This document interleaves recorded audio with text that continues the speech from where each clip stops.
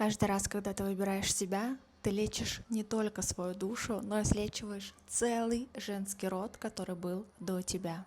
Бабушек, которые не могли уйти, мам, которые очень долго молчали, твоих теть, которые так и не стали собой. Когда ты говоришь «нет», ты меняешь всю историю своего рода. Когда ты не терпишь, ты переписываешь сценарий выживания. Когда ты не жертвуешь собой, ты учишь тех, кто придет после тебя, что можно жить иначе. Ты не обязана делать что-то великое, чтобы стать целительной силой. Иногда достаточно просто честно выбрать себя. Женщина, которая не предает себя, становится поворотной точкой.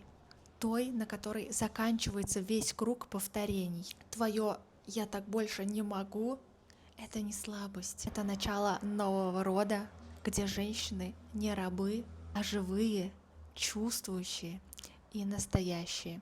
И в этом твоя заслуга.